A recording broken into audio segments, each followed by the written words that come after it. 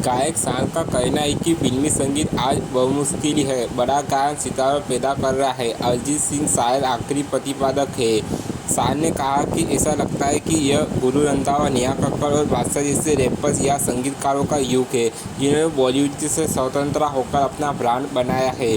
गायक शान का कहना है कि भारतीय संगीत परिदृश्य बदलाव के दौर से गुजर रहा है और आज एक कलाकार को लोकप्रिय होने के लिए फिल्मों पर निर्भर नहीं रहना पड़ता। उन्होंने 1990 के दशक के अंत में लवओलोजी और तनादिल एल्बम के साथ इंडी पॉप परिदृश्य कदम रखा है। उन्होंने कहा कि ऐसा लगता है कि यह गुरु रंधावा, नेहा कक्कड़ और बादशाह जैसे रैपर्स या संगीतकार का युग है। उन्होंने कहा कि अरिजीत सिंह फिल्मों से आने वाले अंतिम बड़े प्रतिपादक हैं। आज संगीत में जितने भी बड़े नाम हैं वो या तो रैपर है या उनके पास संगीत शैलियों का अपना ब्रांड है। अरिजीत सिंह शायद आखिरी बड़े प्रतिपादक थे जो फिल्म संगीत से आए थे, लेकिन उनमें से कई पहले अपना खुद का काम करते हुए लोकप्रिय हुए। फिल्म संगीत जैसे गुरु रंधावा, हनी सिंह, बादशाह, किंग, लेकिन आज फिल्म संगीत शायद ही आपको बड़ा गायन सितारा दे पा रहा है। शान ने एक सस्ताकार में पीटीआई को बताया था, फिल्मी गानों मुसु मुसु हंसी देऊ वो लड़की है कहाँ, चांद सिपाही और जब से तेरे नैना के लिए जाने वाले 51 वर्षीय पशु गायक ने कहा कि प्रशंसक को उनके गैर फिल्मी संगीत को सुनना मुश्किल है। एकमात्र बात यह है कि मेरे जैसे गायक जिसकी ब्रांडिंग एक बॉलीवुड गायक की हो गई है, उससे बाहर निकलना और लोगों के लिए मेरे गैर फिल्मी गाने सुनना शुरू करना बहुत मुश्किल है। लेकिन नेहा कक्कड़ जैसे अन्य लोगों के लिए जो सोशल मीडिया से आए और फिर उन्हें फिल्मी गाने मिलने लगे, आज यह बदल रहा है। एक गायक को वास्तव में फिल्म संगीत के माध्यम से लोकप्रिय होने के लिए निर्भर नहीं रहना पड़ता है। शान ने यह भी कहा है कि उन्हें बॉलीवुड में काम उपयोग महसूस होता है। अफसोस की बात है कि पिछले 10 से 15 वर्षों में मेरा बहुत कम उपयोग किया गया है और मैं उन बड़े बॉलीवुड गानों का हिस्सा नहीं बन पाया जैसे कि मैं हुआ करता था। लेकिन साथ ही इससे मदद भी मिल सकती है। जब आप लगातार सक्रिय रहते हो तो आत्मनिरीक्षण करने का समय नहीं होता है, अपने कौशल पर काम करने का समय नहीं होता है।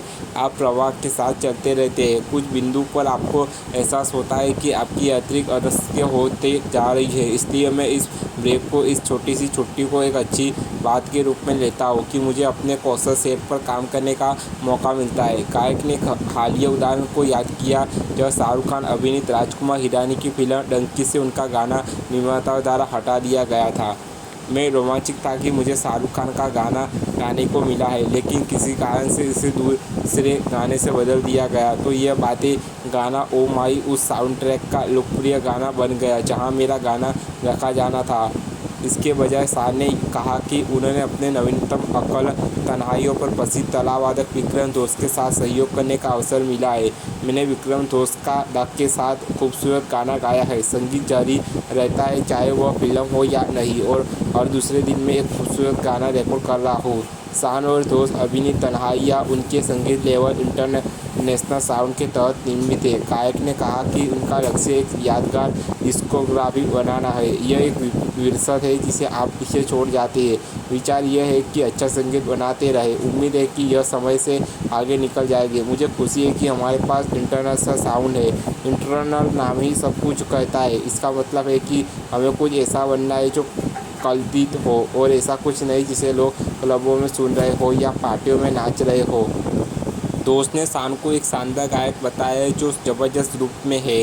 हम बात करते रहते हैं और कभी कभी उनके साथ खुलकर बात करता हूँ और वह भी इस बारे में कुछ बातें करते हैं कि हमें संगीत को सही ठहराने के लिए क्या करना चाहिए, क्योंकि संगीत बहुत लंबे समय से फिल्मों के अधीन रहा है। संगीत का अपना जीवन होना चाहिए और आज हिंदी संगीत के साथ ही यही हो रहा है। शान ने कहा, मंची की परवाह किए बिना गायक ने उन्हें खुशी मिलती है। एक गायक के लिए सबसे बड़ा रोमांच तब होता है जब आप माइक के पीछे संगीत बनाते हो। इससे ज़्यादा मुझे कुछ भी उत्साहित नहीं करता है। मुझे ऐसा करने के लिए एक दर्जन अवसर मिल रहे हैं तो मैं इससे खुश हूँ। वह बच्चों जैसा जुनून और उत्साह पेट में वह आग अब पहले से कहीं अधिक है।